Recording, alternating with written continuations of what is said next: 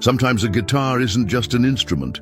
It's a bridge between broken hearts, a voice for the voiceless, and a miracle waiting to unfold in the most unexpected hands.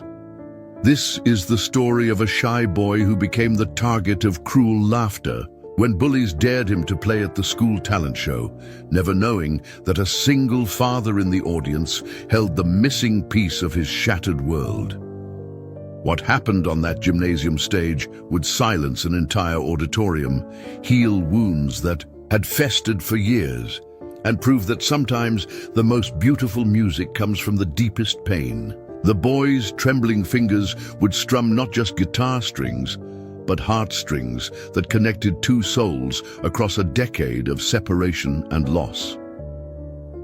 Before we jump back in, tell us where you're tuning in from, and if this story touches you, make sure you're subscribed, because tomorrow I've saved something extra special for you. The autumn rain drummed steadily against the windows of Lincoln Elementary's main office, creating a rhythmic backdrop to what should have been another ordinary Tuesday afternoon.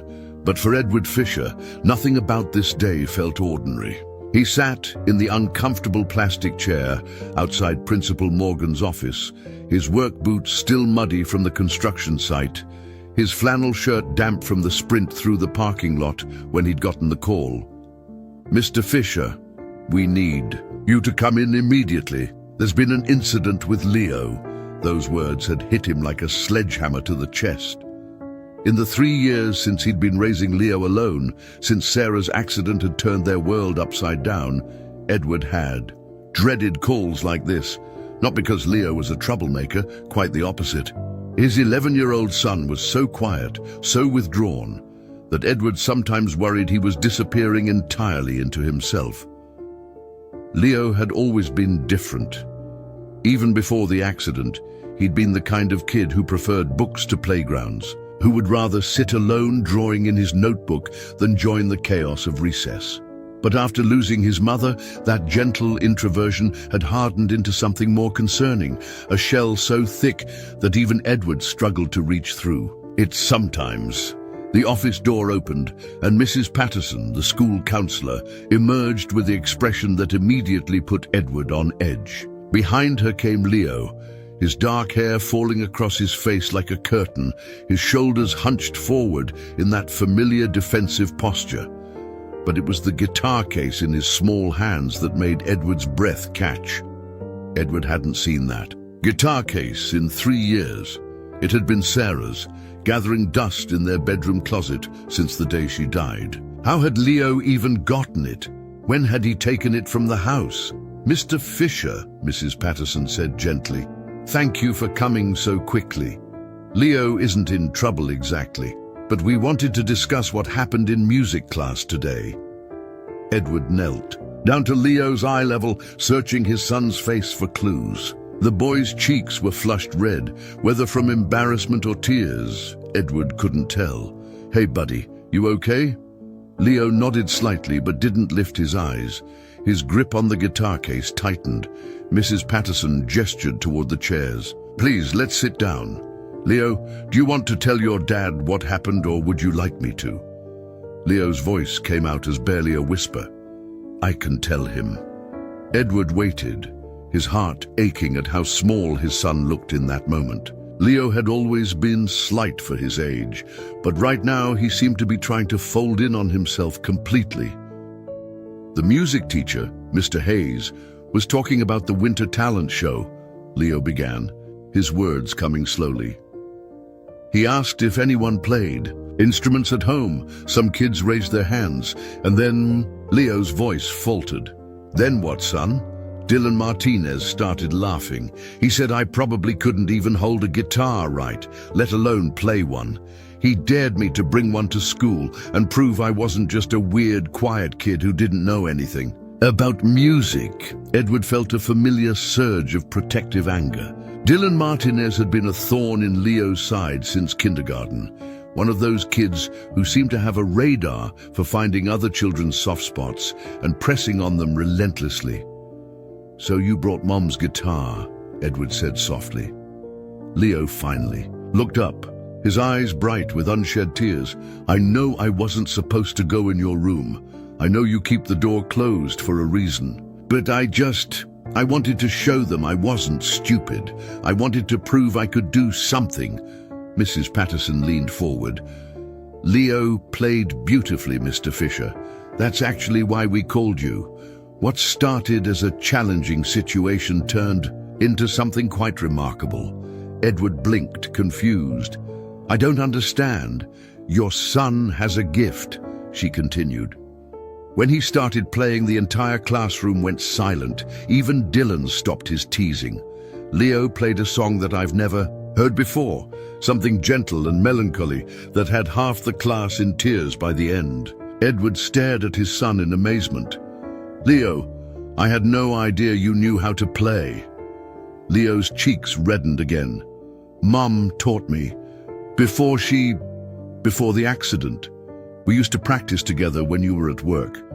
She said music was like a secret, language that could say things regular words couldn't." The mention of Sarah hit Edward like a physical blow. She had always been the musical one in their family. Guitar, piano, voice. She could do it all.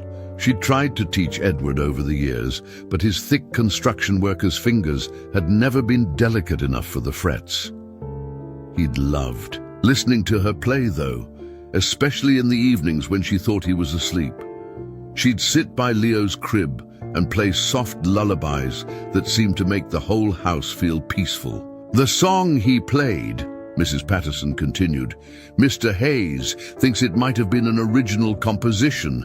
Leo said his mother helped him write it before she passed away." Edward's throat tightened.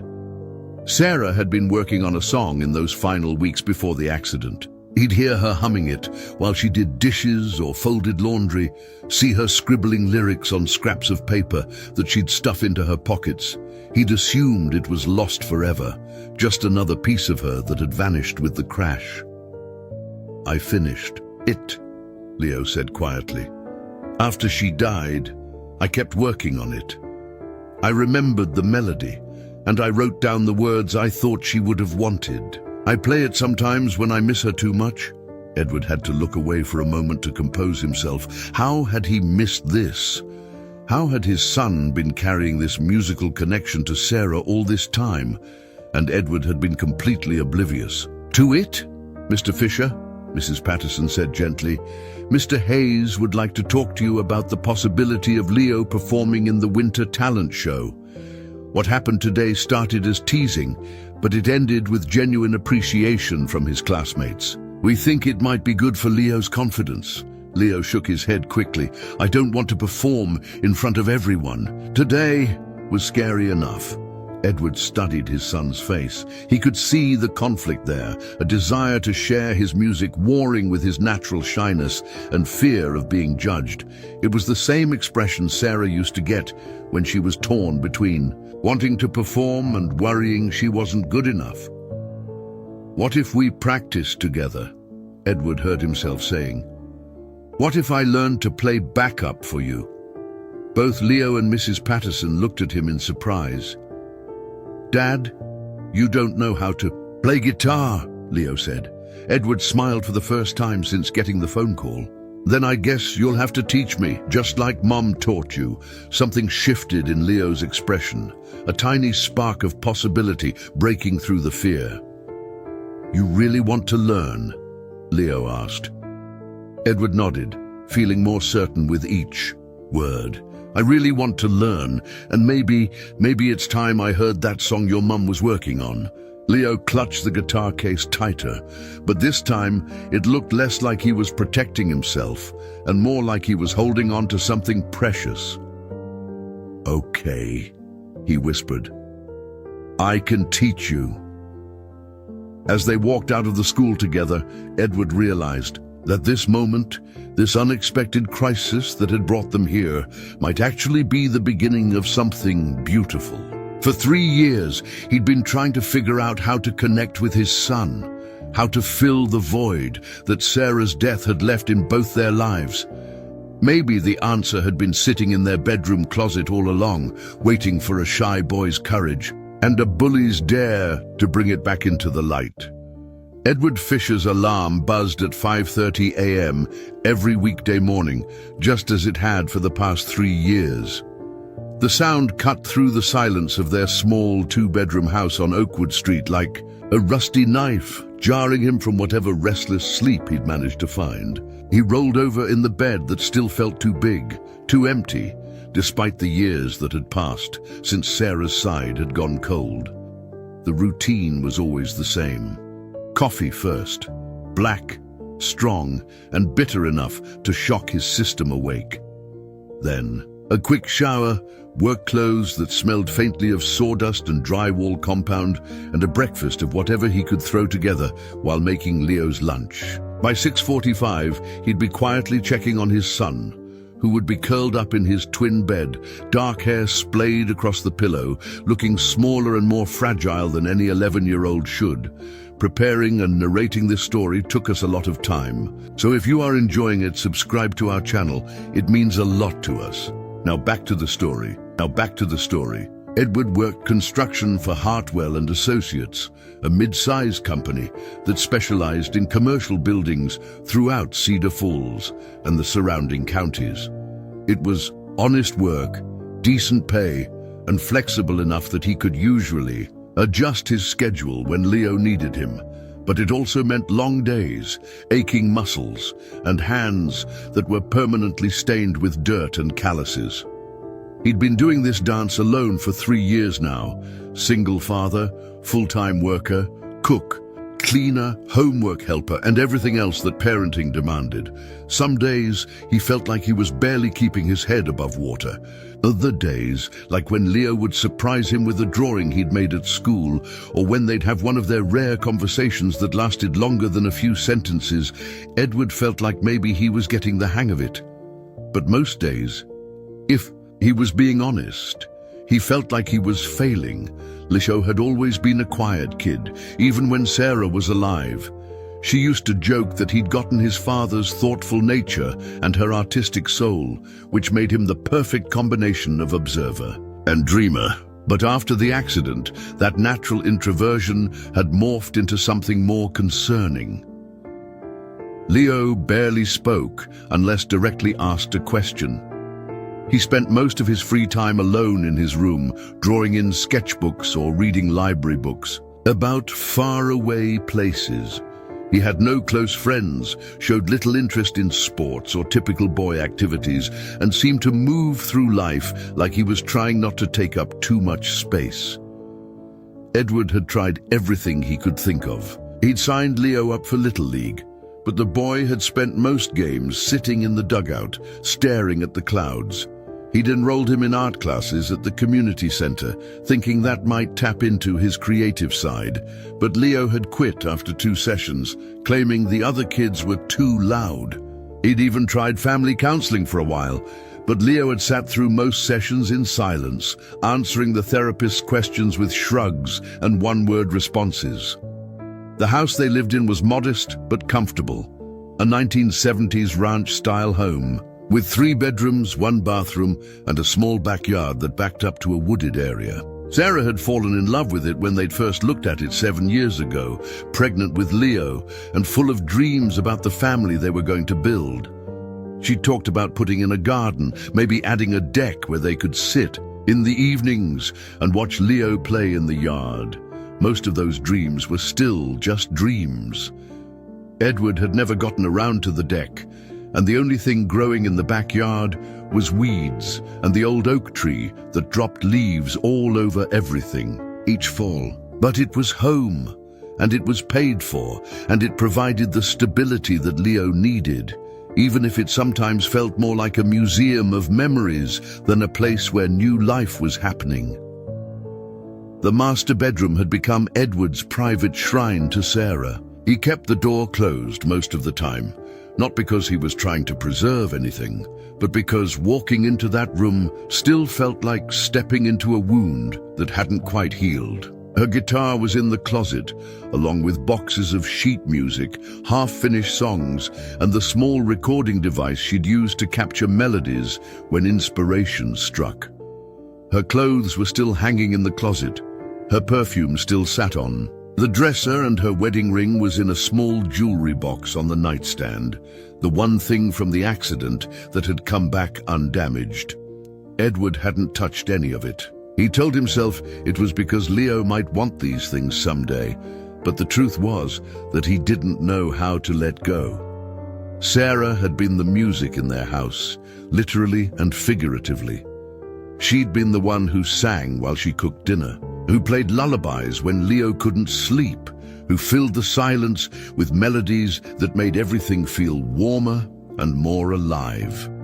Without her, their home had become a place of quiet routines and careful politeness. Edward and Leo coexisted rather than truly lived together. They ate dinner while watching the news or doing homework. They talked about practical things, school, chores, what to have for breakfast. They were kind to each other, respectful, and careful not to push too hard into the spaces where grief still lived. But there was no music, there was no laughter that lasted longer than a few seconds. There were no spontaneous moments of joy or connection that used to make their little family feel complete. Edward knew that Leo was struggling with more than just typical preteen awkwardness. The boy had inherited Sarah's sensitive nature, but without her guidance, he seemed lost in a world that felt too big and too harsh for someone with such a gentle spirit. Edward watched his son navigate the brutal social dynamics of elementary school, the teasing, the exclusion, the casual cruelty that kids could inflict on anyone who was different, and felt helpless to protect him. Dylan Martinez was just the latest in a series of kids who seemed to target Leo for reasons Edward couldn't quite understand. Maybe it was because Leo was an easy target. He never fought back, never caused drama, never drew attention to the bullying. Or maybe it was because there was something about quiet, artistic kids that threatened the more aggressive children, some instinct that made them want to test whether gentleness was actually weakness. Edward had tried talking to Leo about standing up for himself, but those conversations never went anywhere productive. Leo would nod and agree that he should be more assertive, but then nothing would change. He'd come home from school with the same defeated expression, the same slumped shoulders, the same reluctance to talk about his day. Work was Edward's escape from the worry and frustration of single parenting. On the construction site, problems had clear solutions. If a wall was crooked, you tore it down and built it straight. If a measurement was wrong, you measured again and cut a new piece. There was satisfaction in working with his hands, in seeing tangible progress at the end of each day, in being part of a team where communication was direct and relationships were straightforward. His co-workers at Hartwell & Associates had been supportive after Sarah's death, giving him the time and space he needed to figure out his new reality. Frank Kelly, the site foreman, had become something of a mentor, offering practical advice about everything from dealing with school administrators to finding reliable babysitters. Caleb Wright, one of the younger guys on the crew, often invited Edward and Leo to barbecues or baseball games, trying to draw them into a social circle that might help fill some of the emptiness. But Edward found it hard to accept help or to open up about the depth of his struggles.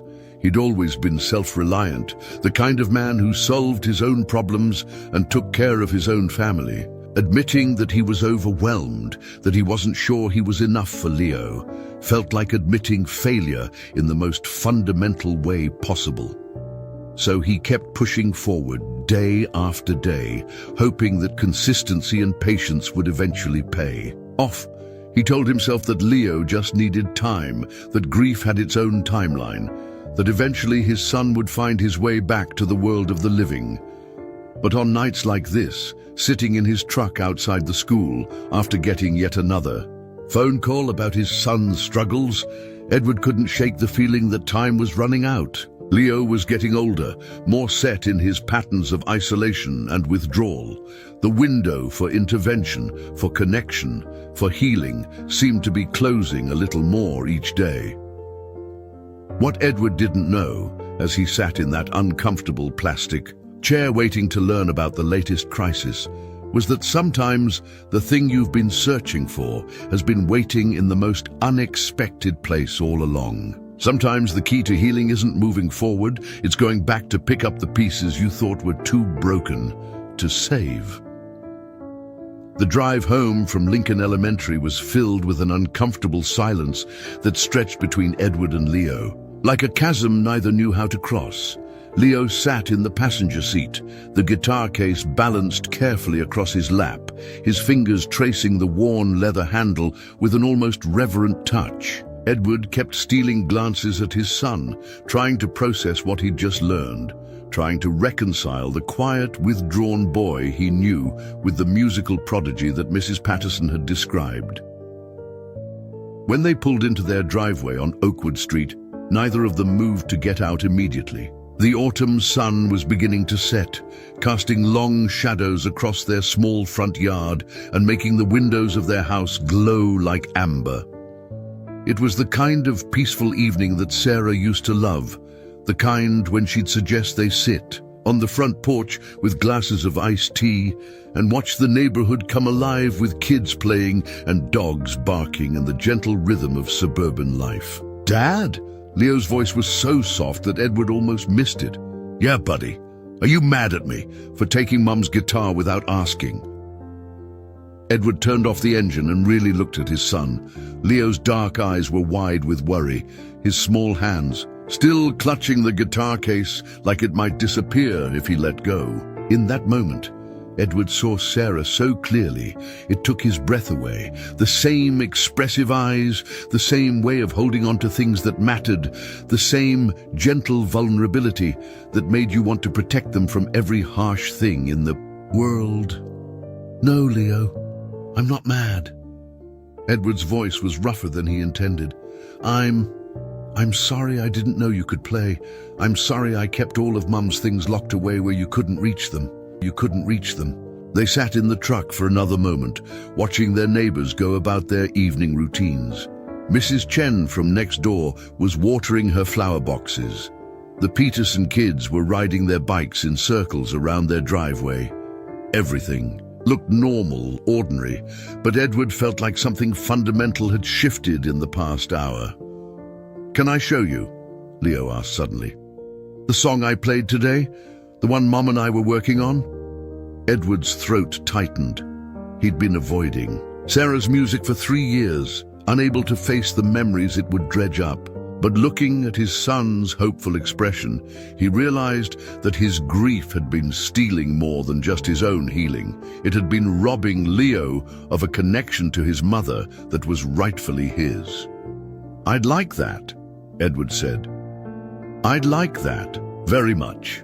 Inside the house, Leo disappeared into his bedroom for a few minutes while Edward stood in the living room, trying to prepare himself for whatever was about to happen. The space felt different somehow, charged with possibility in a way it hadn't for years. Their modest furniture, the brown sectional sofa that had seen better days, the coffee table covered with Leo's homework and Edward's work magazines, the bookshelf stuffed with an eclectic mix of technical manuals and fantasy novels, suddenly looked like the setting for something important rather than just a place where they existed side by side. When Leo emerged, he'd changed out of his school clothes into jeans and one of his favorite t-shirts, and he carried the guitar with more confidence than Edward had ever seen him display. He settled cross-legged on the carpet in front of the couch, cradling the instrument with a familiarity that spoke of countless hours of practice. "This is a Martin D28, Leo said, running his hand along the guitar's wooden body. "Mum always said it was her most precious possession, even more than her wedding ring, because music was what brought you two together." Edward blinked in surprise. He'd never told Leo that story, about how he'd first met Sarah at an open mic night at Murphy's Tavern downtown, how she'd been playing this exact guitar when he'd fallen in love with her voice before he'd even seen her face. How had she shared that with Leo without Edward knowing? Leo began tuning the guitar with practiced movements, his ear tilted toward the strings as he adjusted each peg with tiny, precise turns. She taught me that you have to listen really carefully, he explained. Not just to whether it sounds right, but to how it feels when you play it. She said every guitar has its own personality. As Leo's fingers found their positions on the fretboard, Edward noticed details he'd somehow missed before. His son's hands were no longer the chubby, uncoordinated hands of a little boy. They'd grown longer, more graceful, with calluses on the fingertips that spoke of serious practice. When had that happened? When had Leo transformed from a child fumbling with toys into a young person who could handle something as complex as Sarah's beloved guitar? The song is called Finding Home, Leo said softly. Mom said it was about all the different places we look for happiness, and how sometimes home isn't a place at all. It's the people who love you. The first chord rang out clear and true, and Edward's world tilted on its axis. It was Sarah's sound, that particular warmth and richness that her Martin had always produced, but filtered through Leo's smaller hands and different touch. The melody that followed was hauntingly beautiful, a series of notes that seemed to tell a story all by themselves before Leo even began to sing. When his son's voice joined the guitar, Edward had to grip the arm of the couch to steady himself. Leo's voice was still changing, sometimes cracking slightly on the higher notes, but there was something achingly pure about it.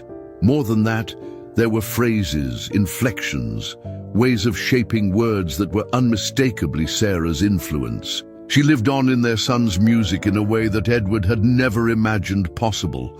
The lyrics, when they came, hit Edward like physical blows. I've been walking down these empty roads, looking for a place to call my own. Every door I try seems locked up tight, but then I hear you calling in the night. Edward realized he was crying before he felt the tears on his cheeks. This wasn't just a song. It was Sarah's voice from beyond the grave, channeled through their son's remarkable gift. It was her philosophy about love and family and belonging, preserved in melody and passed down like a precious inheritance. Home isn't in the walls around me. Home isn't in the bed I sleep. Home is in the arms that hold me. Home is in the promises we keep. As Leo sang, his confidence grew. His voice became stronger, more assured, and Edward could see the transformation happening in real time. This withdrawn, anxious boy was becoming someone else entirely, someone who had found his voice in the most literal sense, someone who had discovered a way to communicate that transcended his usual shyness and fear. The song built to a gentle crescendo, Leo's fingers dancing across the strings with increasing complexity, his voice soaring on the final chorus. So I'll keep singing until you find me. I'll keep playing until you're home. 'Cause love is the only map we need, and music lights the way back home. When the last note faded, the silence that followed was profound. Edward and Leo looked at each other across the small distance of their living room, and for the first time in 3 years, Edward felt like he was really seeing his son, not just the quiet, struggling kid he worried about, but the remarkable young person Leo was becoming despite his grief, despite the challenges, despite Edward's own failures to connect. Leo, Edward whispered, his voice thick with emotion. That was incredible. Leo's face lit up with a smile that Edward hadn't seen since before Sarah died. Do you think Mom would have liked how I finished it?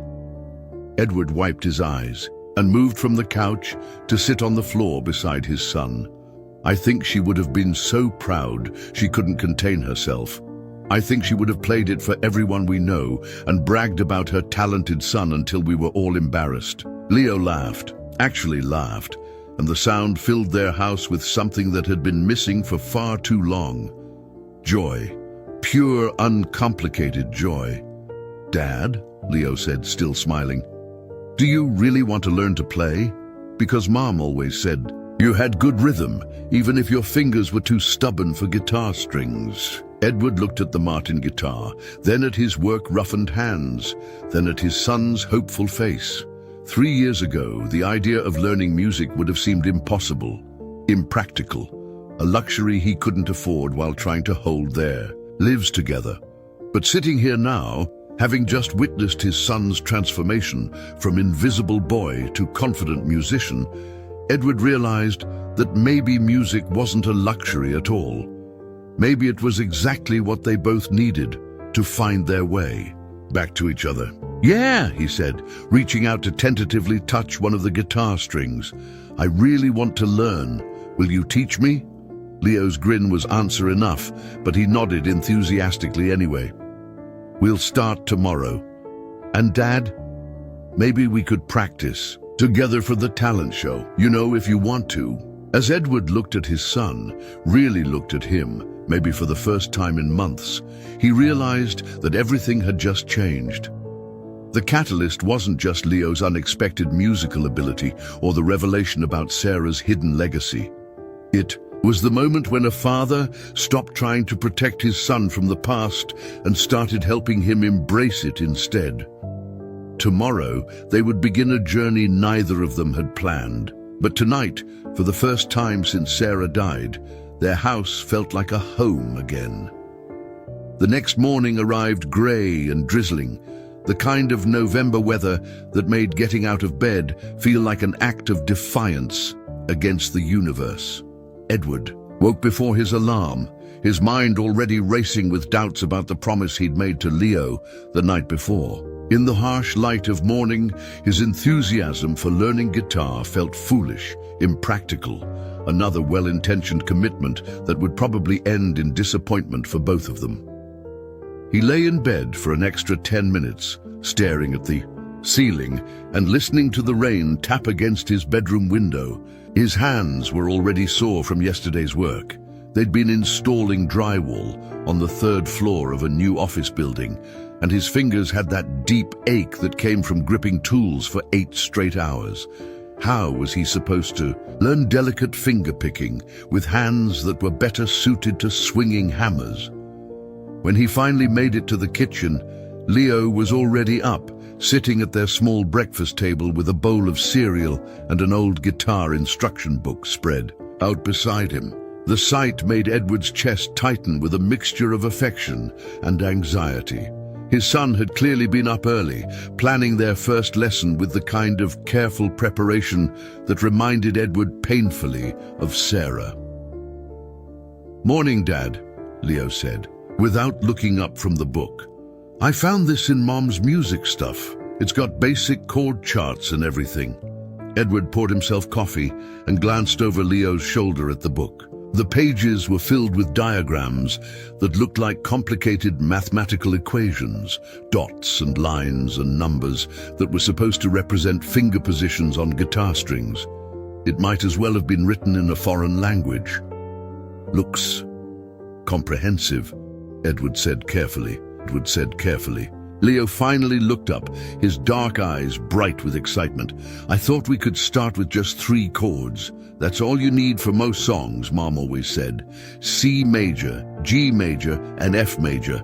Once you can switch between those smoothly, you can play hundreds of songs." Edward sat down across from Leo, trying to match his son's enthusiasm while privately wondering what he'd gotten himself into. The guitar was propped against the wall nearby, and just looking at it made his fingers feel clumsy and inadequate. He was 42 years old, for crying out loud. His brain wasn't wired for learning new tricks, especially not musical ones. "About that," Edward began slowly. "Leo, I want you to know that this might take me a while to pick up. I'm not exactly what you'd call naturally musical." Leo's face fell slightly. "Are you changing your mind? Because it's okay if you don't want to." "No," Edward said quickly. "No, I want to learn. I just want to make sure you don't get frustrated with me when I can't keep up. Your mom had natural talent. I might be more of a project." The truth was Edward was terrified of failing at this. Everything else in his relationship with Leo had been about practical things, making sure he ate enough vegetables, got his homework done, had clean clothes for school. Those were tasks with clear, success metrics, but music was different. Music required vulnerability, creativity, emotional expression, all the things that Edward had been carefully avoiding for the past 3 years. What if he was terrible at it? What if his clumsy attempts at playing ruined the beautiful moment they'd shared the night before? What if Leo realized that his father was just as lost and broken as he was, just better at hiding it? Leo studied his father's face with the kind of perceptive intensity that always surprised Edward. Sometimes he forgot how intuitive his son was, how carefully he watched the adults around him for signs of what was really going on beneath the surface. "Dad," Leo said softly, "you know when Dylan Martinez dared me to bring the guitar to school?" Edward nodded. "I almost didn't do it. I sat in my room for like an hour yesterday morning, holding the case, thinking about all the ways it could go wrong. What if I forgot the chords? What if my voice cracked? What if everyone laughed at me even more than they already do?" Edward leaned forward, surprised by this glimpse into his son's inner world. "What made you decide to go through with it?" Leo shrugged, but his eyes were serious. "I kept thinking about what Mom used to say when I was scared to try something new. She said being brave doesn't mean you're not scared. It means you do the thing anyway, even though you're scared." The simple wisdom of it hit Edward like a punch to the gut. Here was his 11-year-old son who had faced down a room full of skeptical classmates and bullies, offering him the same courage that Sarah had once given them both. How had he not seen how much strength Leo had been developing on his own? "Besides," Leo continued, "even if you're not good at first, we'll be learning together. That's different than trying to do it alone." Edward looked at his son, really looked at him, and saw Sarah's compassion mixed with a resilience that was uniquely Leo's own.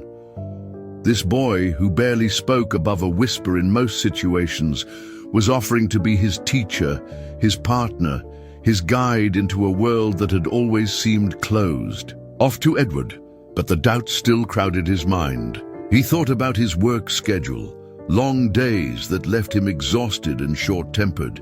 He thought about the calluses on his fingertips that might make pressing guitar strings painful. He thought about the neighbors who might hear them practicing and wonder what kind of noise was coming from the Fisher house. Most of all, he thought about the talent show that Leo had mentioned. The idea of performing in public made Edward's stomach churn. He'd spent most of his adult life trying to avoid being the center of attention, preferring the background role of provider and protector.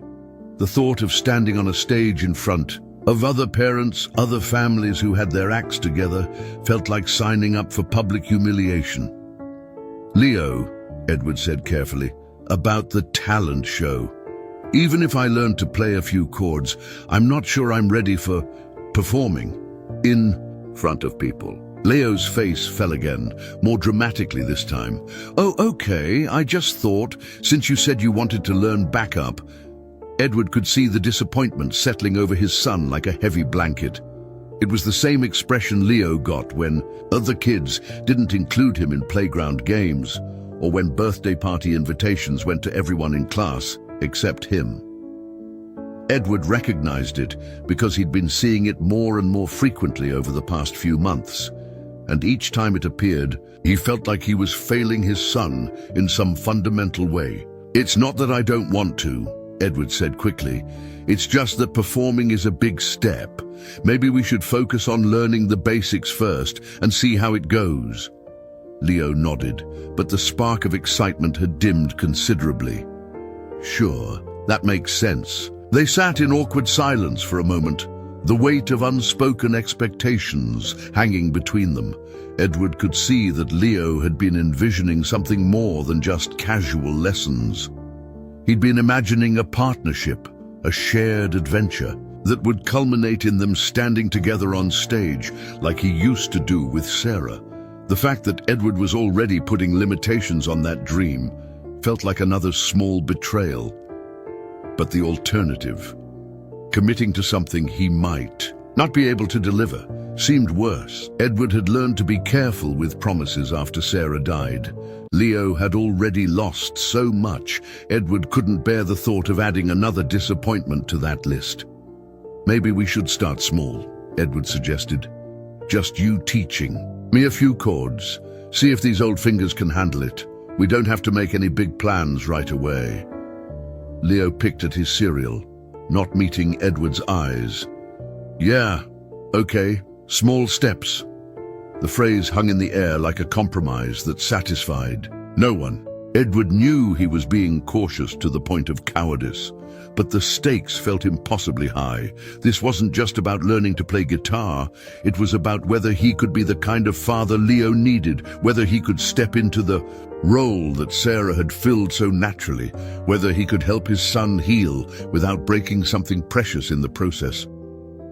Outside, the rain was getting heavier, drumming against the kitchen window with increasing intensity. Edward thought about calling in sick to work, spending the day with Leo, maybe making a real start on those guitar lessons. But then he thought about the project deadline at Hartwell and Associates, the crew counting on him, the bills that wouldn't pay themselves if he started taking days off for music lessons. "I should get ready for work," Edward said, standing up from the table. "But maybe tonight after dinner, you could show me those chord charts." Leo brightened slightly. "Really? You want to try tonight?"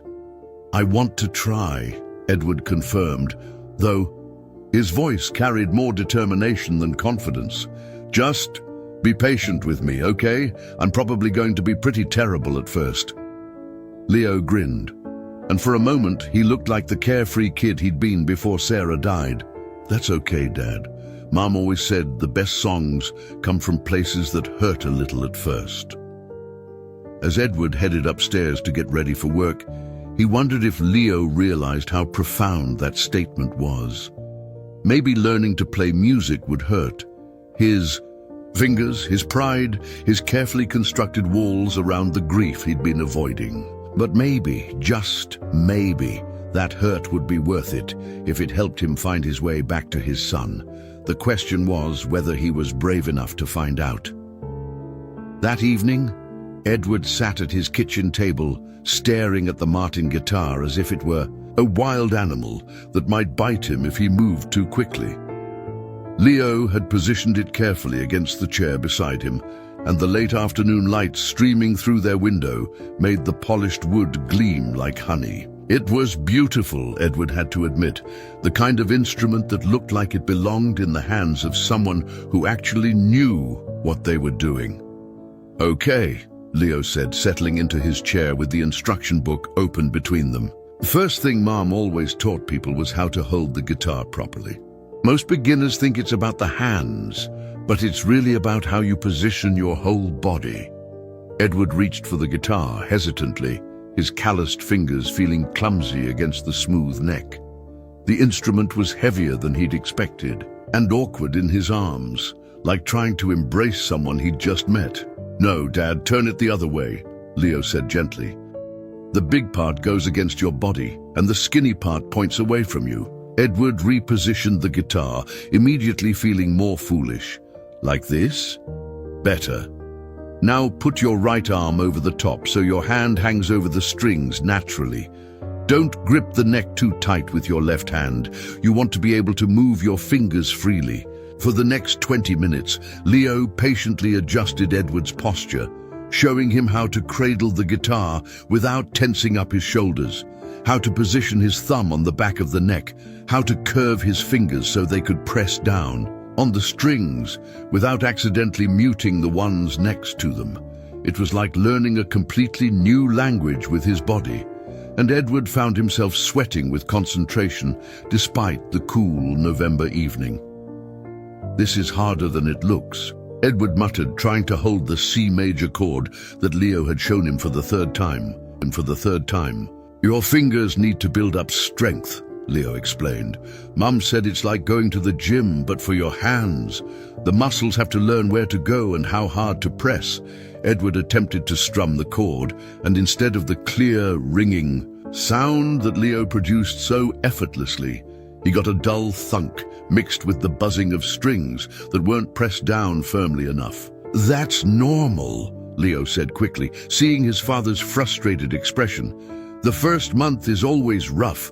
Mom used to say that every guitarist goes through the wounded animal phase where everything sounds terrible." Despite his embarrassment, Edward found himself smiling at that. He could imagine Sarah saying exactly that, probably while demonstrating some impossibly complex finger-picking pattern that made everything look easy.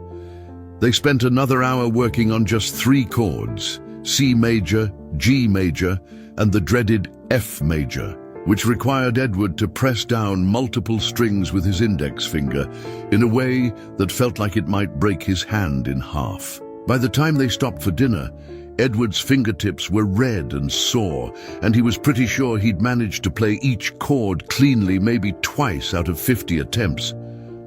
But something unexpected had happened during that hour of struggle and repetition. For the first time in months, maybe years, Edward had been completely present with his son. There had been no thoughts about work deadlines, no worry about bills or schedules, or any of the 1,000 small crises that usually occupied his mind. There had been just this moment, Leo's patient voice, the feeling of the strings under his fingers, the slow, incremental progress that felt like building something important, one small piece at a time. After dinner, Leo disappeared into his room and returned with a small notebook and a pen. "What's that for?" Edward asked. "Practice log," Leo said seriously. "Mom kept one when she was learning new songs. You write down what you worked on, what was hard, what got better. It helps you see progress when you feel like you're not getting anywhere." Edward watched his son write, "Day 1, C, G, F chords. Dad's fingers need work, but good posture," in careful handwriting at the top of the first page. The simple act of documenting their lesson made it feel official somehow, like a real commitment rather than just an experiment they might abandon when things got difficult. "Leo," Edward said, setting down his coffee cup, "I need to ask you something." Leo looked up from the notebook. "Why is this so important to you? The guitar, the talent show, all of it. I want to understand." Leo was quiet for a long moment, his pen poised over the paper. When he finally spoke, his voice was softer than usual. "After Mom died, I felt like part of me died too. The part that knew how to talk to people, how to be brave, how to do anything that mattered. But when I play her guitar, when I sing, the songs we worked on together, I feel like she's still here, like maybe I'm not as broken as I thought." Edward's chest tightened. He'd known Leo was struggling, but hearing it put so plainly made him realize how much his son had been carrying alone. "At school, everyone thinks I'm weird because I don't talk much, and I don't like the same things they do. But yesterday, when I played for the class, they listened, really listened. For 5 minutes, I wasn't the weird, quiet kid. I was someone who could make something beautiful." Leo looked up at his father with eyes that seemed older than 11.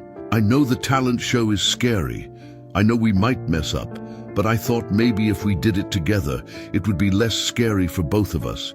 And maybe other people would see that we're not just the sad family that lost their mom. Maybe they'd see that we're still here, still trying to make music." Edward stared at his son, overwhelmed by the courage and wisdom in those words. Here was this boy, who barely spoke above a whisper in most situations, who avoided eye contact with classmates and teachers, articulating something profound about grief and healing and the power of shared vulnerability. "You know what?" Edward said, his voice rough with emotion. "You're right about all of it." Leo blinked in surprise. "Really?" Edward nodded, feeling something shift inside his chest. A door opening that had been locked for 3 years. "Really? I've been so focused on protecting you from getting hurt that I forgot you might also be protecting me. We've both been playing. It's safe, haven't we? Keeping quiet, keeping to ourselves, not taking any risks." Leo nodded. "But safe isn't the same as alive." Edward continued, thinking of Sarah and how she'd never chosen the safe option when it came to music, love, or parenting. Your mum didn't teach you to play guitar so you could keep it hidden in your bedroom. She taught you because music is meant to be shared. Edward reached across the table and took the pen from Leo's hand. Under his son's first entry, he wrote, "Goal, father-son performance at Winter Talent Show. Timeline, 6 weeks. Commitment, daily practice no matter what." Leo's eyes widened as he read the words. "Dad, are you sure? What if we're not ready?" "What if, then we'll mess up together," Edward interrupted, "and we'll get back up and try again. That's what families do." For the first time since Sarah's death, Edward felt like he was making a promise he could keep, not because it would be easy, but because it mattered enough to be worth the effort. He looked at his son's face, saw the mixture of excitement and terror there, and recognized it as the same feeling churning in his own chest. They were really going to do this. A construction worker with no musical experience and a shy 11-year-old boy were going to stand on a stage in front of their community and attempt to make something beautiful together. It was absolutely terrifying. It was also exactly what they both needed. "So," Edward said, picking up the guitar again and positioning it in his arms, the way Leo had taught him, "show me that F chord one more time. If we're doing this, we might as well do it right." Leo beamed and scooted his chair closer. "Okay, but remember, curve your fingers like you're holding a tennis ball and press down right behind the fret, not on top of it." As Edward struggled once again with the impossible geometry of the F chord, he realized that this moment, this commitment to step outside his comfort zone for his son's sake, felt like the first truly brave thing he'd done since Sarah died. It was a start. 2 weeks into their nightly guitar lessons, Edward's fingertips had developed the kind of calluses that came from pressing steel strings against wooden frets for hours at a time. The pain had been excruciating at first, like tiny knives slicing into his skin with every chord change. But now, there was just a dull ache that reminded him of the progress he was slowly, incrementally making. Their evening routine had become sacred.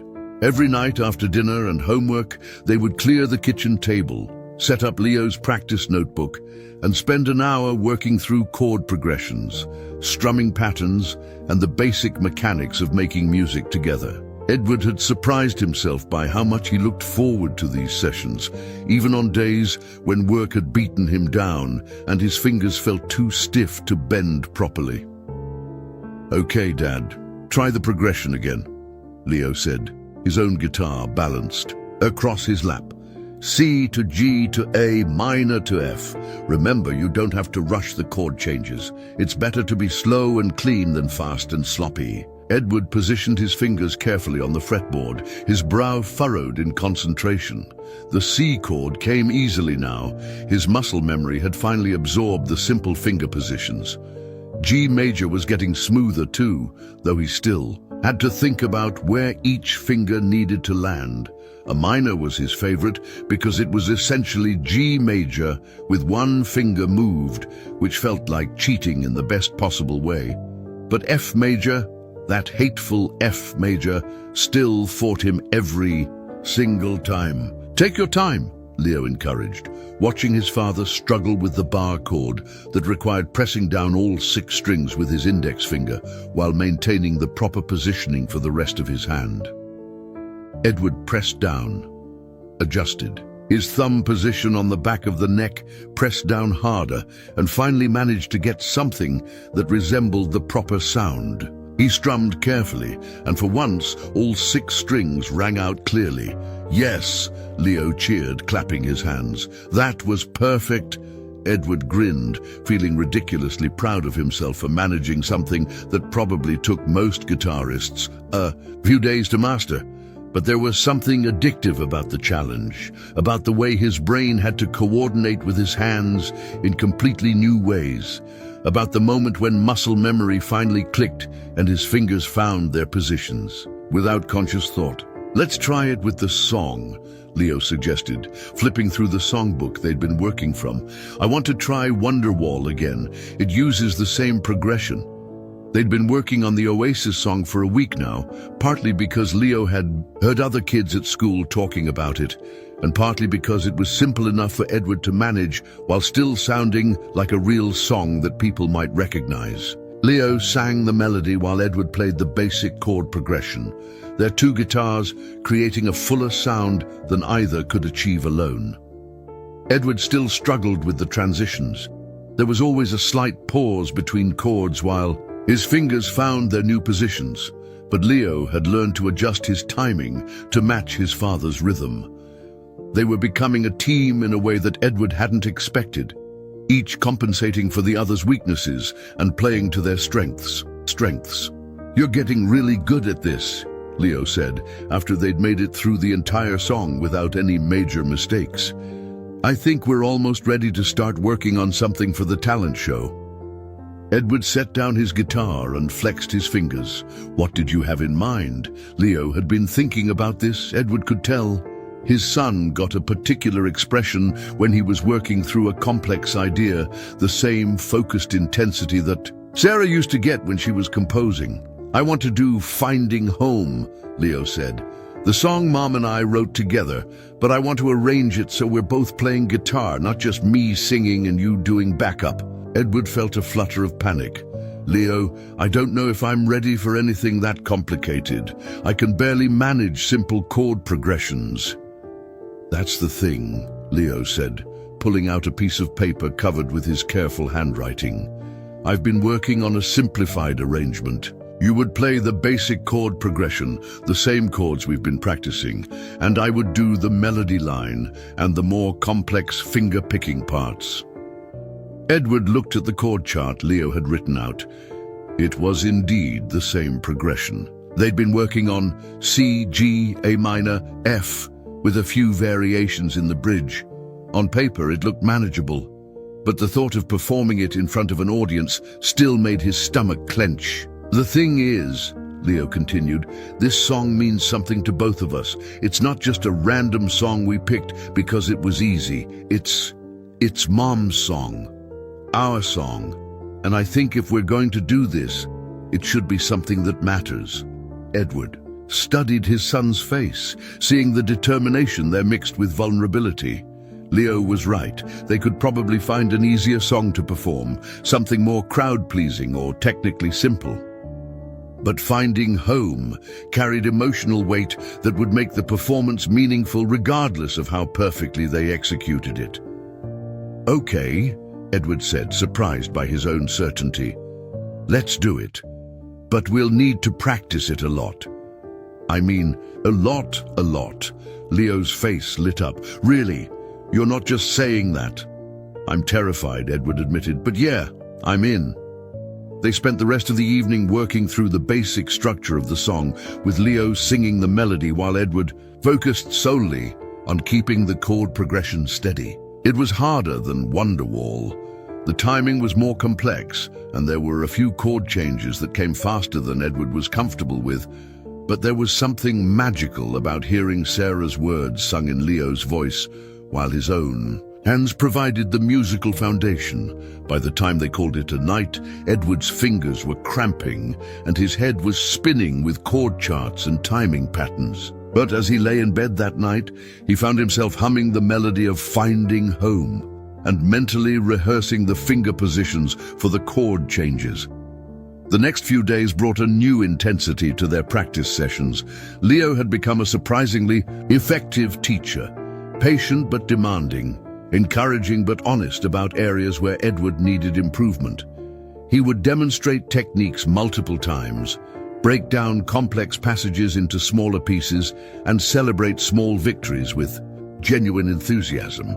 Your strumming pattern is getting much more consistent, Leo observed during their Thursday night practice, but you're still tensing up during the F chord transitions.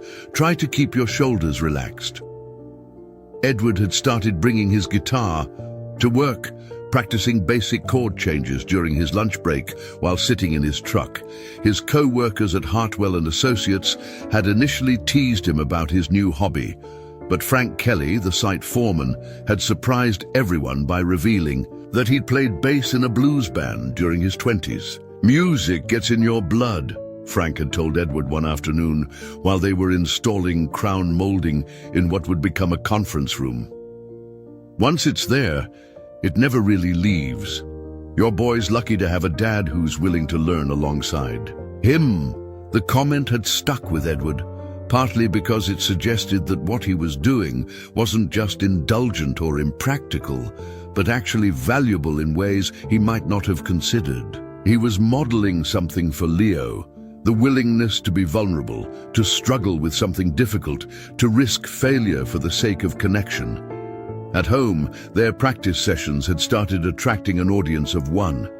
Mrs. Chen from next door, who had begun timing her evening garden work to coincide with their music time. She would water her plants or deadhead her flowers while listening to them play, occasionally offering encouraging comments over the fence. "You two sound wonderful together," she had said the previous evening. "It reminds me of when my husband and I used to play piano duets. There's something special about making music with someone you love." Edward had felt a flush of pride at the compliment, mixed with amazement that their stumbling efforts could sound like something worth listening to, but he was beginning to understand that the technical perfection wasn't really the point. The point was the connection, the shared effort, the way music had given them a new language for expressing things that were too big or too complicated for regular words. By the end of their third week, Edward could play through Finding Home without stopping, though his chord changes were still clunky and his rhythm sometimes wavered. Leo had been working on his own part as well, adding subtle finger-picking patterns during the verses and a more assertive strumming pattern during the chorus. When they played together now, it actually sounded like a cohesive song rather than two separate people playing in the same room. "I think we're ready to record ourselves," Leo suggested during their Friday night practice, "just so we can hear how we sound from the outside." Edward felt a spike of anxiety at the suggestion. Recording felt too much like making it official, like creating evidence of their attempt that could be judged or criticized. But Leo was already setting up his phone to capture their performance, and Edward realized that this was another small step in the process of becoming brave enough to eventually perform for strangers. They played through Finding Home once, and when Leo played back the recording, Edward was amazed by what he heard. Yes, his playing was still rough around the edges, and yes, there were moments where the timing got slightly off, but there was also something undeniably moving about the combination of Leo's clear, emotional vocals and their two guitars weaving together to create something larger than either could achieve alone. "We sound like a real band," Edward said, shaking his head in wonder. Leo grinned. "We are a real band. We're the Fisher family band." As they packed up their guitars that night, Edward realized that somewhere in the past 3 weeks, something fundamental had shifted in their relationship. They had become partners in this endeavor, equals in their vulnerability and commitment. Leo was no longer just his son who needed protection and guidance. He was also his teacher, his collaborator, his fellow traveler on a journey toward something neither of them fully understood yet. It was terrifying and wonderful and completely different from anything Edward had ever imagined for their lives. And they were just getting started. 3.5 weeks into their musical partnership, just as Edward was beginning to feel cautiously optimistic about their progress, the first real setback arrived in the form of a phone call from Hartwell and Associates on a Tuesday evening. Edward was in the middle of practicing a particularly tricky chord transition when his cell phone rang, displaying Frank Kelly's name on the screen. "Edward, we've got a problem."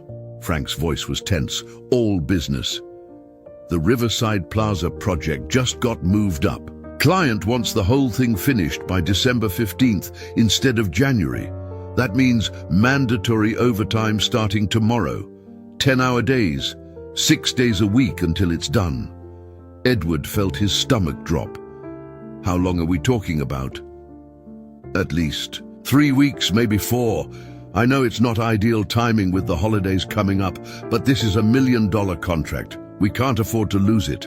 Edward glanced across the kitchen at Leo, who was tuning his guitar and humming quietly to himself, oblivious to the conversation that was about to upend their carefully constructed routine.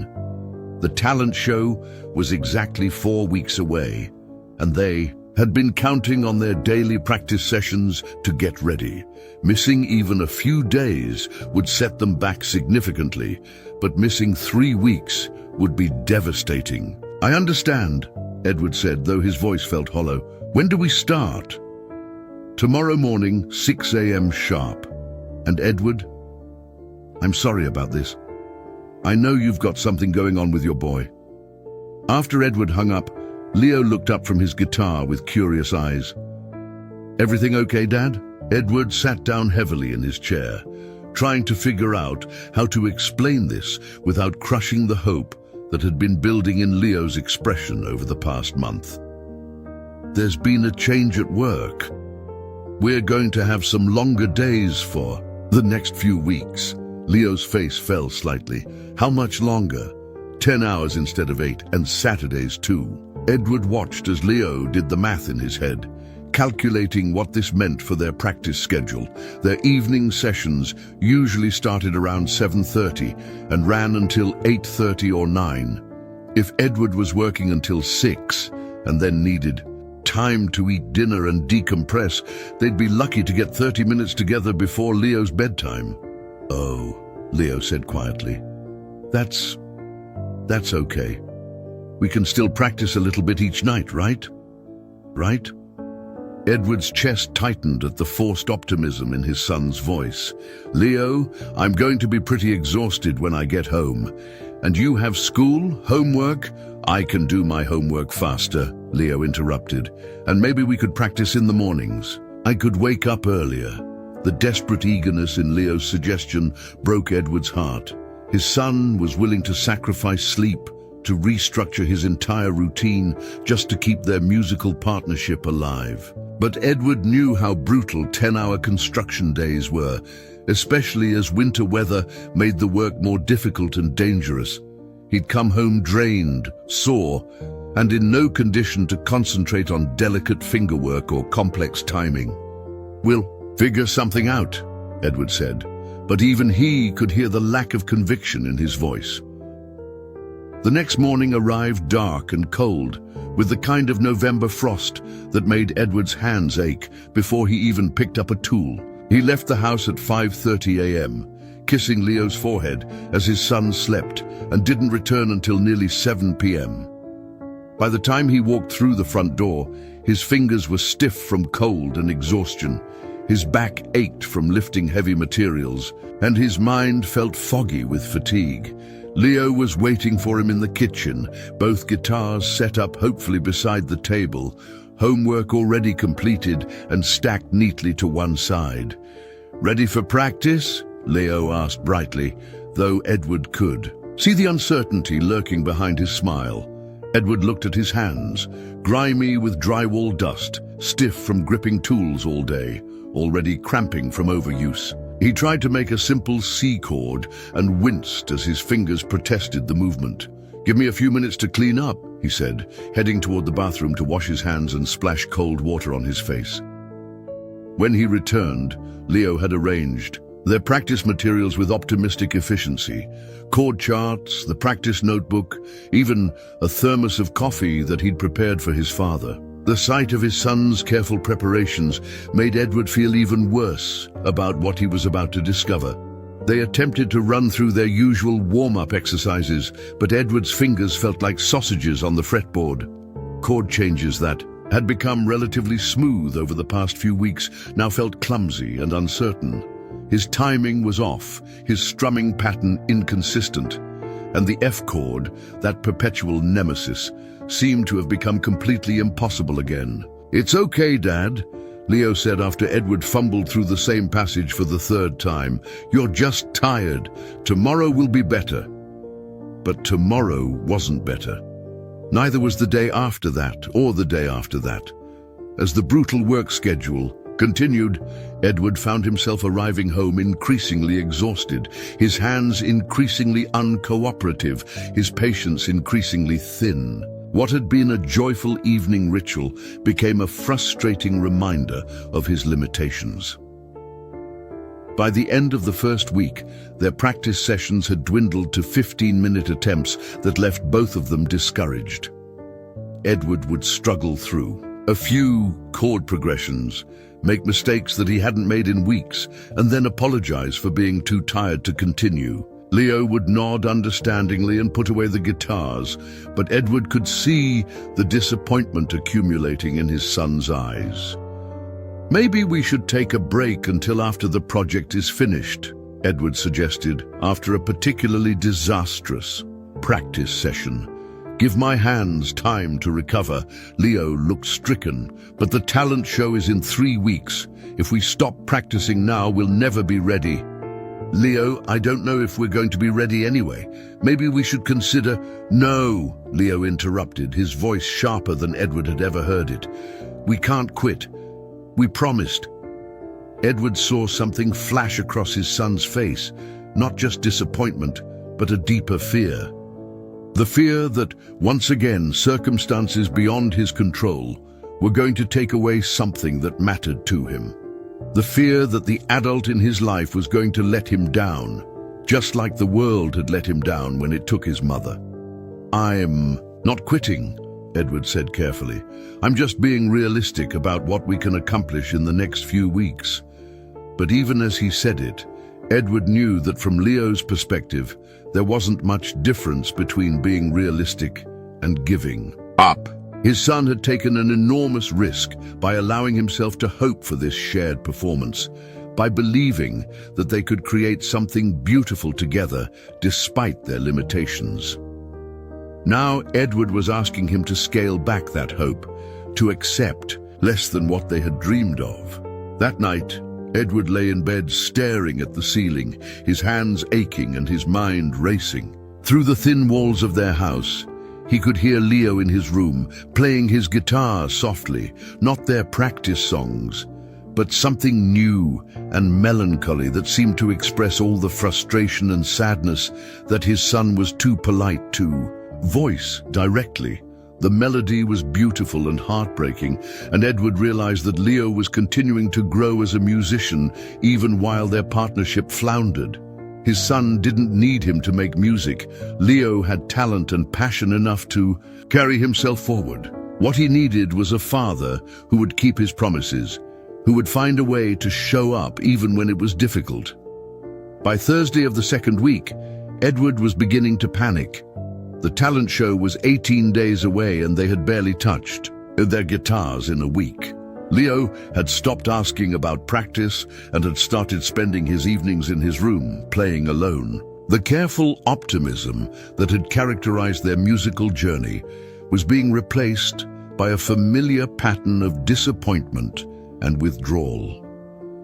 Edward knew he was losing his son again, not to tragedy this time, but to his own limitations and poor planning. He had made a promise that he was failing to keep, and every day that passed made the failure more complete. On Friday evening, as Edward sat in his truck outside their house, too tired to even go inside, he made a decision that surprised him with its clarity. He pulled out his phone and called Frank Kelly. "Frank, it's Edward. I need to talk to you about the overtime schedule." "What's up?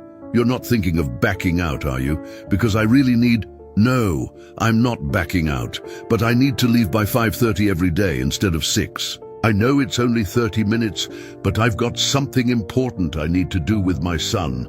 There was a pause on the other end of the line. "Edward, you know I can't make exceptions. If word gets out that—" "Then don't pay me for the last 30 minutes, Edward interrupted. "Dock me the time, I don't care, but I need to be home by 6, Frank. This is important." Another pause, longer this time. "This is about that music thing, isn't it? The talent show?" "Yeah, it's about keeping a promise to my kid," Frank sighed. "All right. But you make up the time during lunch and you don't say anything to the other guys about special treatment." "Deal." As Edward hung up the phone, he realized that he had just made a choice that surprised him. He had chosen Leo's dream over overtime pay, chosen keeping a promise over avoiding confrontation with his boss, chosen the possibility of musical partnership over the safety of maintaining the status quo. It wasn't enough to solve all their problems, but it was a start. And sometimes Edward was learning a start was all you needed to remember why you had begun the journey in the first place. When he walked into the house that evening, Leo was in his room practicing alone, as he had been every night that week. But this time Edward knocked on the door and entered with his own guitar in hand. "Feel like some company?" he asked. Leo looked up, surprised and cautious.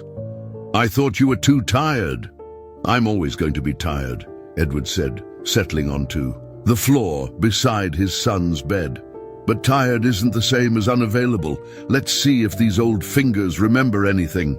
As they tuned their guitars together, Edward felt something shift between them, not back to where they had been before the complications arose, but forward to a new understanding of what commitment really meant. It meant showing up even when it was hard, even when you weren't at your best, even when the circumstances weren't ideal. It meant choosing each other again and again, until the choosing became as natural as breathing. Saturday morning brought an unexpected visitor to the Fisher household. Edward was in the kitchen making pancakes, a weekend tradition he'd maintained even through the exhausting work weeks, when the doorbell rang. Leo, still in his pajamas and hair sticking up at odd angles, padded to the front door and peered through the peephole. "Dad, there's a lady here I don't recognize," Leo called out, his voice carrying that particular caution that had become his default with strangers since Sarah's death. Edward wiped his hands on a dish towel and joined his son at the door. Through the glass, he could see a woman in her late 30s, with auburn hair pulled back in a neat ponytail, wearing jeans and a green sweater. She looked nervous but determined, clutching a manila envelope against her chest like a shield. When Edward opened the door, the woman's eyes immediately went to Leo, and Edward saw something flicker across her face. Recognition mixed with something deeper, more complex. "Mr. Fisher, my name is Clara Hill. I was Sarah's friend from before." Her voice was soft but steady, with a kind of careful composure that suggested she'd rehearsed this moment multiple times. "I know this is unexpected, but I was hoping we could talk about Leo, about his music. Edward felt his stomach tighten. Sarah had had many friends before Leo was born, before their life had narrowed to focus on work and family and the everyday routine of building a life together. But most of those friendships had faded during the busy years of new parenthood. And after Sarah's death, Edward had been too overwhelmed to maintain connections with people who reminded him of everything he'd lost. "I'm sorry," Edward said carefully, "but I don't think I remember Sarah mentioning you." Clara's smile was sad but understanding. "That's because she didn't. Not to you anyway. May I come in? What I have to tell you, it's complicated and it's important." Leo tugged on Edward's sleeve. "Dad, she knows about my music." "How does she know about my music?" Edward looked down at his son, then back at Clara, whose expression had grown more urgent. "Please," she said, "I drove 3 hours to get here, and there are things you both need to know. Things about Sarah that she asked me to keep secret until the time was right." Against his better judgment, Edward stepped aside to let her in. Clara entered their small living room and looked around with the kind of careful attention that suggested she was seeing something she'd only heard described. Her eyes lingered on the guitars propped against the wall, the sheet music scattered across the coffee table, the practice notebook that Leo had left open to their latest session notes. "You two have been working hard," she observed. settling into the chair that Edward gestured toward. Sarah would be so proud. "How do you know about our practice?" Leo asked, perching on the edge of the couch with the wary curiosity that Edward recognized as his son's way of processing potentially important information. Clara took a deep breath and opened the manila envelope she'd been carrying. From it, she withdrew several items: a stack of letters tied with a blue ribbon, a small digital camera, and what looked like a CD in a plastic case. "Your mother and I were roommates in college," Clara began, her eyes moving between Edward and Leo. "We were both music majors, both dreaming of careers that seemed impossible for small-town girls. We stayed close even after graduation, even after she met your father and started building a different kind of life." Edward frowned. Sarah studied business administration. She never mentioned being a music major. Clara's expression grew pained. "That's part of what I need to tell you. Sarah did study business, but only after she changed her major junior year. She was originally planning to be a music therapist, specializing in working with children who had experienced trauma." She pulled one of the letters from the stack and held it carefully, as if it contained something fragile. "When Leo was born, Sarah started writing to me again. Not emails or phone calls, actual letters. She said she needed to document things, to make sure someone else knew the whole story in case something ever happened to her." Edward felt a chill run down his spine. What kind of things? Things about Leo's musical abilities. Things about her own dreams that she'd set aside. Things about a plan she'd been developing for Leo's future that she wasn't ready to share with you yet. Clara looked directly at Leo, her expression growing gentle. "Your mother knew you were special from the time you were 3 years old. Not just musically gifted, but special in a way that went beyond normal talent. She started keeping recordings of you humming, singing, making up songs. She documented everything." Clara held up the digital camera. "There are over 200 videos. On here, Leo singing lullabies to his stuffed animals, Leo making up songs about his toys, Leo harmonizing with songs on the radio before he was old enough to understand what harmony was." Edward stared at the camera, trying to process this information. "Why didn't she show me any of this?" "Because she was afraid," Clara said simply. "Sarah grew up in a family that didn't understand artistic dreams. Her parents pushed her away from music, convinced her it was impractical, that she needed to focus on something that would provide financial security. When she met you, Edward, she was already carrying the weight of having given up on her own musical aspirations." Clara pulled out another letter, this one shorter than the others. In this letter, written when Leo was 4, Sarah talks about her fears that you would react the same way her parents did, that you would see Leo's musical gifts as something cute, but ultimately impractical. She was terrified of putting him in a position where he might be discouraged from pursuing something that came so naturally to him. Edward felt like he'd been punched in the stomach.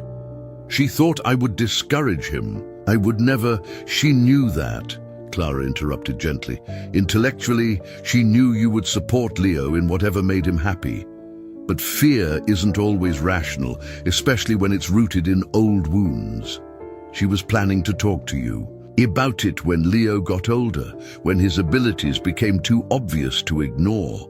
Leo had been silent through this exchange, but now he spoke up, his voice small and confused.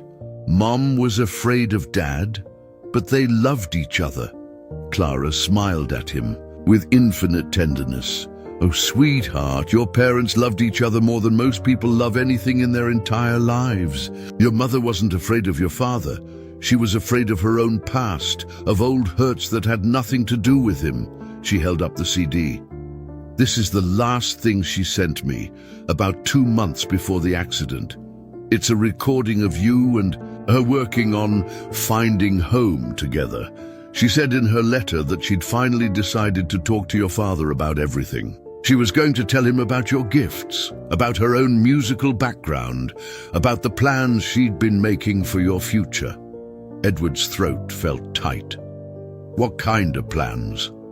Music therapy certification for herself, private lessons for Leo, with some of the best teachers in the state, maybe even early admission to specialized music programs when he got older. She'd been researching, saving money, building a whole roadmap for nurturing Leo's talents without putting pressure on him to perform or compete. Clara handed the CD to Leo, who took it with reverent hands. She recorded this 2 weeks before she died. She wanted me to have it in case anything ever happened, so that someday you would know how much joy your music brought her, and how proud she was of the person you were becoming. Edward stood up abruptly, pacing to the window as he tried to absorb everything Clara had told them.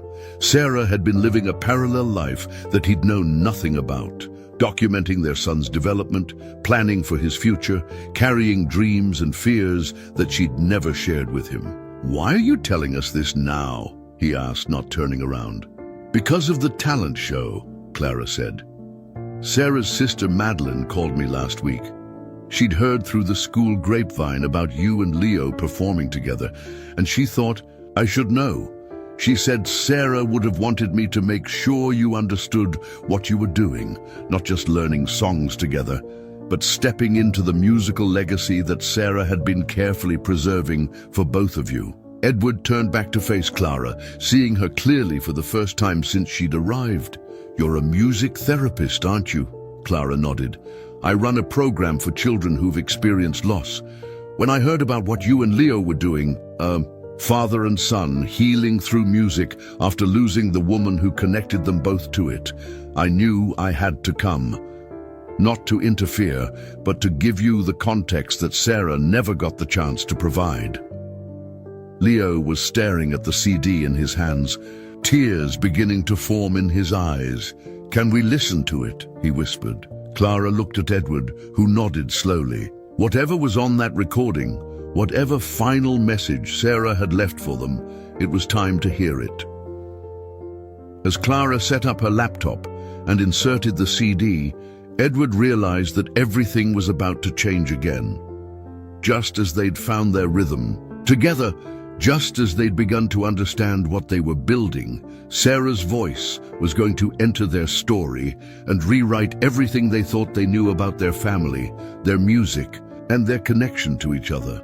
The first notes of Finding Home began to play through the laptop speakers, but it was Sarah's voice singing the melody, Sarah's guitar providing the foundation, and 4-year-old Leo's pure, untrained voice joining in perfect harmony on the chorus. Edward sank into his chair as the recording played, understanding for the first time that what he and Leo had been building together wasn't just their own creation. It was the completion of something Sarah had started years ago, a musical bridge between past and future that she'd constructed with love, patience, and the kind of faith that transcends even death.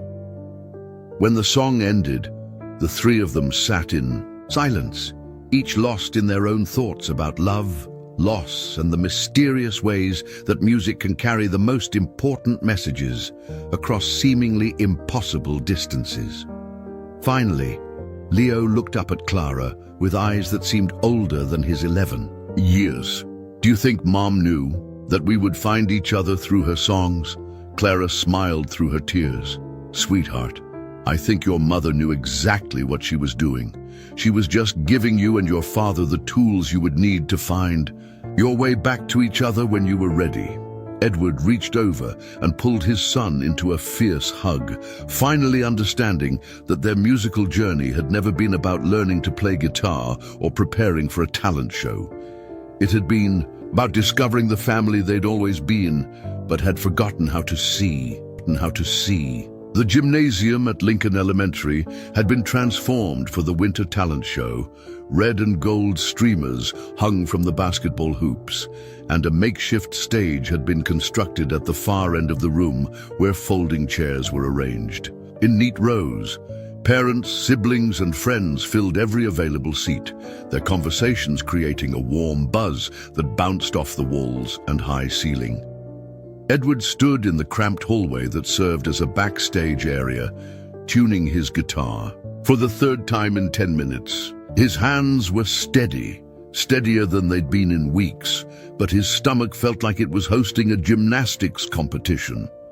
Around them, other performers waited their turn.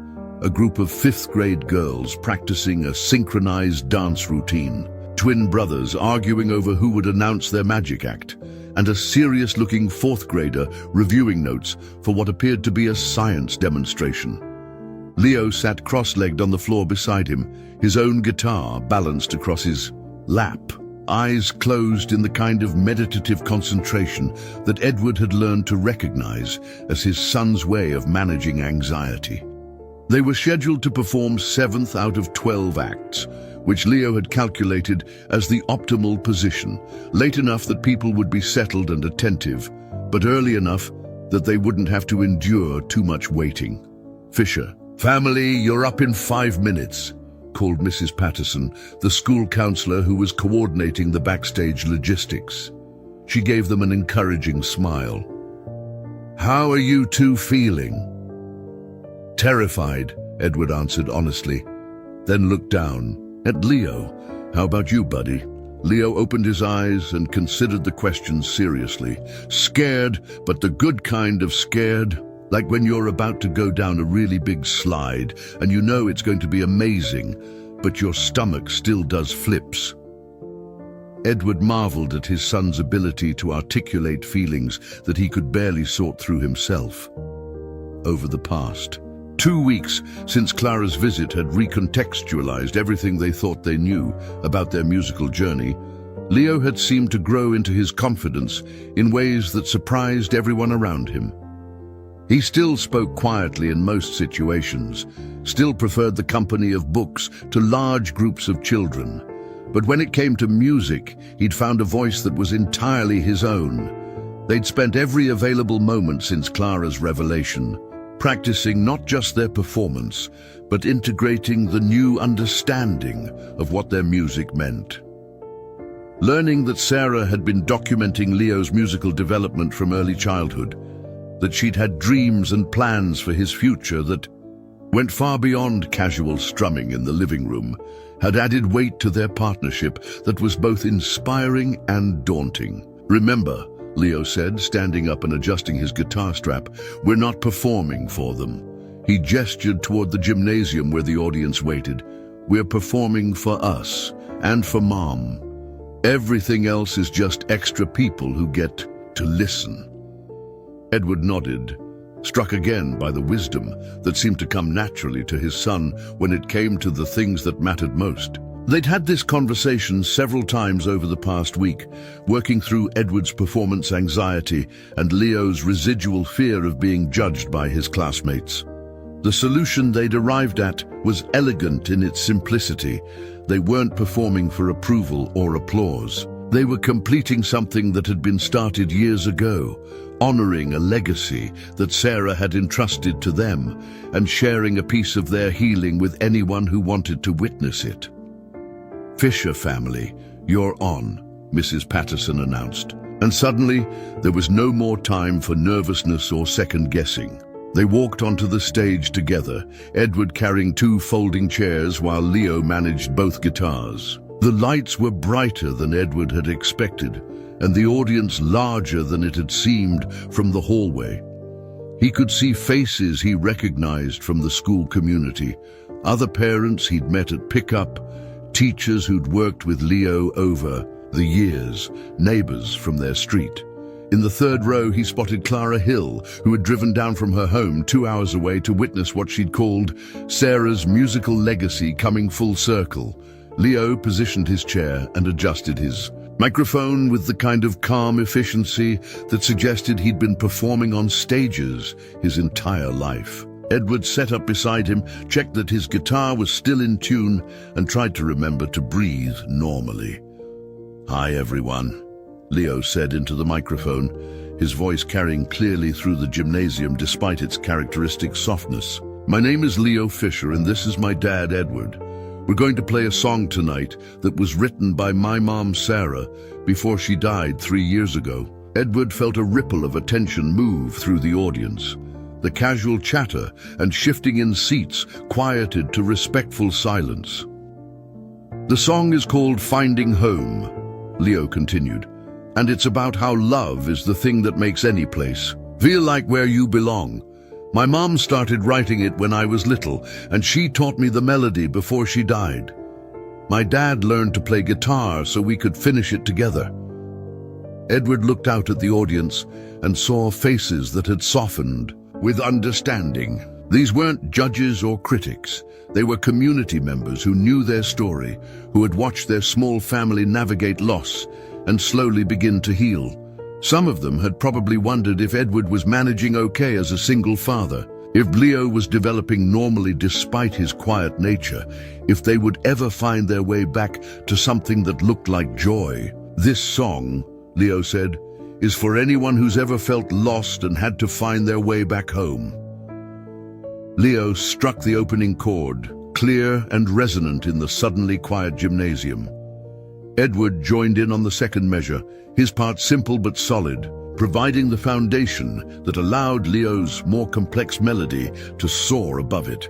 When Leo began to sing, his voice carried Sarah's words with a purity that made several people in the audience reach for tissues. I've been walking down these empty roads, looking for a place to call my own. Every door I try seems locked up tight, but then I hear you calling in the night. Edward found himself settling into the rhythm, his nervousness dissolving as the music took over. This was what they'd been working toward for months. Not perfection, but connection. Not flawless technique, but honest communication. His chord changes were smooth now, his strumming pattern confident, his timing locked in perfect synchronization with his son's voice and guitar. Home isn't in the walls around me. Home isn't in the bed I sleep. Home is in the arms that hold me. Home is in the promises we keep. As they moved into the bridge, Edward added his voice to Leo's, harmonizing on the lines that Sarah had written about love transcending physical space and time. Their two voices blended in a way that surprised Edward with its natural ease. Leo's clear tenor and Edward's rougher baritone creating a sound that was fuller and richer than either could achieve alone. The audience had become completely still, drawn into the intimate story being told through melody and lyrics. Edward could see that people were not just listening to their music, but connecting with their journey. The father and son who had found their way back to each other through the legacy left by the woman they both loved. So I'll keep singing until you find me. I'll keep playing until you're home, 'cause love is the only map we need, and music lights the way back home. As they approached the final chorus, Edward felt something shift in the performance.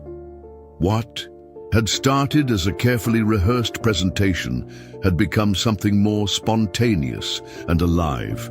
Leo began adding small, improvisational flourishes to his guitar part, and Edward found himself emphasizing certain chord changes in ways they'd never practiced. They were no longer just performing Sarah's song.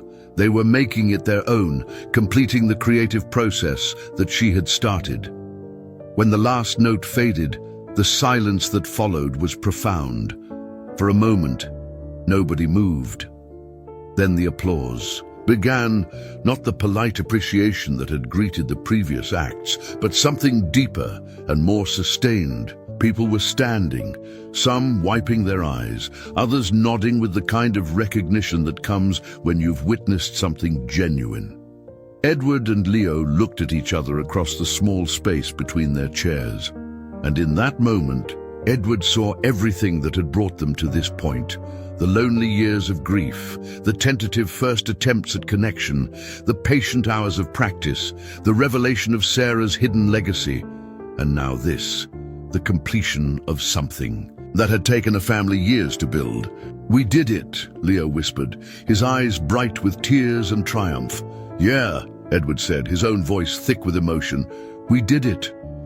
As they stood to acknowledge the continuing applause, Edward realized that this moment wasn't really an ending. It was a beginning. They had proven to themselves and their community that they were more than the sum of their losses, that they could create beauty together, that love could indeed transcend death and find new forms of expression. The shy boy who had been dared to bring a guitar to school had become a confident young musician. The overwhelmed single father had become a partner in his son's artistic development, and somewhere in the space between them, Sarah's dream of a family united by music had finally come true. When they walked off the stage together, guitars in hand, Edward knew that whatever came next, whether Leo pursued music seriously or simply carried it as a source of joy throughout his life, they had given each other something that could never be taken away. They had found their way home. The aftermath of their performance felt like waking up from a vivid dream. Edward and Leo sat in the hallway outside the gymnasium, their guitars propped against the wall, still processing what had just happened. The applause was still ringing in Edward's ears, but more than that, he was trying to absorb the transformation he'd witnessed in his son during those 5 minutes on stage. Leo had been luminous up there, not just musically, but personally. The shy, withdrawn boy who usually spoke in whispers had commanded that room with quiet confidence, had shared the most vulnerable parts of their story without hesitation, had performed Sarah's song like he'd been born to carry her musical legacy. "Forward." "Dad," Leo said, leaning against Edward's shoulder. "I think I understand now why Mom loved music so much." Edward wrapped his arm around his son, pulling him closer. "Yeah? What do you understand? It's not really about the notes or the chords or whether you play everything perfectly," Leo said, his voice still soft but filled with new certainty. "It's about the feeling you get when you realize you're not alone. When you sing something true and other people recognize it because they felt it too." Edward nodded, thinking about the faces in the audience during their performance, the way people had leaned forward, the way some had closed their eyes to listen more deeply, the way the entire room had seemed to breathe together during the unquiet moments of the song. "Your mom would be so proud of you," Edward said, "not just for how beautifully you played, but for how brave you were up there. Sharing something that personal with a room full of people takes real courage." Leo was quiet for a moment, then asked, "Do you think she was watching? Like actually watching?" Edward considered the question seriously. 3 years ago, he would have given Leo a carefully non-committal answer about how people live on in our memories and hearts. But tonight, after experiencing the almost mystical way that Sarah's presence had seemed to fill their music, he found himself believing in possibilities he'd previously dismissed as wishful thinking. "I think," Edward said slowly, "that love doesn't just disappear when someone dies. I think it finds new ways to exist, new ways to connect us. And tonight, when we were playing her song, when we were honoring everything she taught you about music, I think she was there. Maybe not in a way we could see, but in a way we could feel." Clara Hill appeared in the hallway, her eyes still bright with tears from the performance. "That was extraordinary," she said, settling onto the floor beside them. "I've been to a lot of musical performances in my career, but I've never heard anything quite like that. You two didn't just play Sarah's song, you completed it, you made it whole." Edward looked at Clara, this woman who had carried Sarah's secrets for years, waiting for the right moment to share them. "Thank you for coming, and thank you for giving us the missing pieces. I don't think we could have gotten to tonight." Without understanding what Sarah was really planning for Leo, Clara smiled. "That's the thing about Sarah's plan. It was never really about specific lessons or programs or formal training. It was about creating a foundation of love and support that would allow Leo's natural gifts to flourish when he was ready. What you two have built together over the past few months, that's exactly what she was hoping for." Mrs. Patterson appeared with a clipboard and a warm smile. The judges want to announce the winners in a few minutes, but I wanted to tell you both that you've already won something more important than any trophy. You've reminded all of us why we do these shows, not for competition, but for community, for sharing the things that matter most. As other families began gathering in the hallway, Edward noticed something different about how people were interacting with Leo. Classmates who had barely acknowledged his existence before were approaching him with genuine admiration. Dylan Martinez, the boy whose dare had started this entire journey, walked up with an expression that mixed embarrassment with newfound respect. "Leo," Dylan said awkwardly, "that was really cool. I mean really, really cool. I'm sorry about, before, when I said you probably couldn't play." Leo looked at Dylan with the kind of generous spirit that reminded Edward so much of Sarah. "It's okay. Sometimes people say things when they don't know the whole story." Edward watched this exchange with amazement.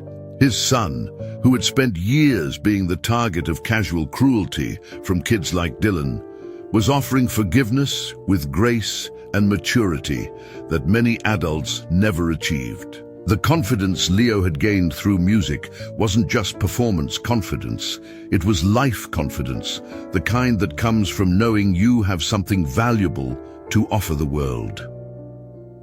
Frank Kelly appeared in the hallway, still wearing his work clothes from the construction site he'd left early to attend the show. "Edward, I had to come see what was so important that you've been cutting out early every day." And he paused, looking genuinely moved. "Now I understand. That was something special, man. Really special." Edward felt a flush of gratitude toward his boss, who had grumbled about the schedule changes but had ultimately supported Edward's commitment to his son. "Thanks for being flexible with the work schedule, Frank. I know it wasn't easy." Frank waved off the thanks. "You know what I learned tonight? Sometimes the most important construction project isn't the one you're getting paid for. Sometimes it's the one you're building at home." When the judges announced the winners, Leo and Edward took third place in the family category, an honor that felt both meaningful and irrelevant. The real victory had happened during those 5 minutes on stage when they'd shared Sarah's legacy with their community and proven to themselves that they could create something beautiful together. Driving home through the quiet streets of their neighborhood, Edward glanced in the rearview mirror at Leo, who was holding his third-place ribbon and humming the melody of Finding Home under his breath. "So," Edward said, "what happens now? Do you want to keep playing? Maybe take some real lessons with a professional teacher?" Leo was quiet for a moment, considering the question. "I want to keep playing with you," he said finally. "Maybe we could learn some new songs. Maybe I could write some of my own, and maybe..." He paused, working up courage for something. "Maybe we could play at other places sometimes, like the community center, or maybe even at Mom's grave on her birthday." Edward's throat tightened at the suggestion. They'd never played music at Sarah's grave. Their visits there had always been somber, careful affairs, focused on maintenance and quiet remembrance. But the idea of bringing her songs to her resting place, of filling that space with the music she'd loved and the legacy she'd carefully preserved, felt like exactly the right way to honor her memory. "I think that's a beautiful idea," Edward said. "I think she'd love to hear how the song turned out." When they got home, they sat on their front porch, despite the December cold, tuning their guitars under the glow of the porch light. Leo played Finding Home one more time, softly, like a lullaby for the sleeping neighborhood. Edward provided the gentle accompaniment, his fingers moving across the strings with the confidence that came from months of patient practice. As the last notes faded into the winter air, Edward realized that they had achieved something he'd never thought possible when this journey began. They hadn't just learned to play music together, they'd learned to be a family again. Different from what they'd been when Sarah was alive, but complete in its own way. Leo leaned against his father's shoulder, both of them still holding their guitars, both of them finally understanding that home wasn't a place they'd lost when Sarah died. Home was what they'd built together through patience, practice, and the kind of love that refuses to be diminished by loss. In the distance, a neighbor's dog barked once and then fell silent. The street was peaceful, familiar, safe. Their small house glowed warmly behind them, no longer feeling like a museum of memories, but like a place where new stories were being written every day. Edward looked up at the stars, clearly visible in the cold December sky, and whispered a quiet thank you to Sarah for leaving them the tools they'd needed to find their way back to each other. Then he and Leo went inside, put their guitars carefully in their stands, and began planning the next chapter of their musical adventure. Because some stories don't end with the final performance. The best ones just begin there. 6 months later, Edward stood in the soft morning light of Riverside Memorial Gardens, watching Leo carefully arrange the guitar picks around Sarah's headstone. It had become their monthly ritual, visiting on the anniversary of her death with their guitars, playing the songs that connected them to her memory, and adding a small token to the collection of mnemonics that had grown around her grave marker over the years. Today's visit was different, though. Today marked not just the anniversary of Sarah's passing, but the celebration of something new. Leo had been accepted into the Cedar Falls Youth Music Program, a selective summer intensive for musically gifted children. More importantly, Edward had been asked to assist with the program as a volunteer mentor for other parents who wanted to learn alongside their children. "Ready, Dad?" Leo asked, settling cross-legged on the grass with his guitar. At 12, he had grown taller and more confident, but he still possessed the gentle thoughtfulness that had always been his defining characteristic. His musical abilities had blossomed in ways that continued to amaze Edward, not just technically, but emotionally. Leo had written 3 original songs in the past few months, each one reflecting a maturity and depth of feeling that seemed to come from some inexhaustible well of creativity. Edward positioned himself beside Sarah's headstone, running his fingers along the engraved text that read, "Sarah Michelle Fisher, beloved wife, mother, and keeper of songs." Below that, they had added a line that Leo had composed, "Her music lives on." They began with "Finding Home," their voices harmonizing in the way that had become as natural as breathing. Edward's guitar playing had evolved far beyond those first clumsy chord progressions. He would never be a virtuoso, but he had developed a solid, reliable technique that perfectly complemented Leo's more intricate style. More than that, he had discovered his own musical voice, a rhythm-focused approach that created space for Leo's melodies to soar. As they played, Edward thought about all the ways their lives had changed since that November evening when Leo had first shared Sarah's song. The transformation hadn't been dramatic or sudden. It had been built through small, consistent choices to prioritize connection over convenience, vulnerability over safety, hope over fear. Their home had become a place where music lived again. Leo practiced daily, sometimes working on technical exercises, sometimes improvising melodies that seemed to emerge from pure inspiration. Edward had continued his own musical education, not because he harbored any illusions about becoming a serious guitarist, but because learning alongside his son had become one of the most meaningful aspects of their relationship. They had performed together 7 more times since the talent show, at community center events, church gatherings, and a local coffee shop that hosted acoustic nights. Each performance had been different, but all of them had carried the same spirit of authentic connection that had made their debut so memorable. They weren't performing to impress or to advance any particular agenda. They were sharing their story, through music, offering their experience of healing to anyone who might find comfort or inspiration in it. The ripple effects had been unexpected and profound. Other families in their community had been inspired to explore music together. Mrs. Chen from next door had started taking piano lessons with her granddaughter. Frank Kelly had bought a bass guitar and convinced two other guys from the construction crew to form a weekend band. Dylan Martinez, the boy whose dare had inadvertently started their musical journey, had asked his parents for drum lessons and was now part of the middle school jazz ensemble. But the most significant change had been in Edward and Leo's relationship itself. They had learned to communicate not just through words, but through the language of shared creativity. When Leo was struggling with anxiety about starting middle school, they wrote a song together about facing new challenges. When Edward was feeling overwhelmed by work stress, Leo would suggest an impromptu practice session that invariably left them both feeling more centered and connected. Clara Hill had become a regular presence in their lives, visiting every few months to check on Leo's progress and to share stories about Sarah that helped fill in the gaps in their understanding of who she had been as a young woman with her own dreams and fears.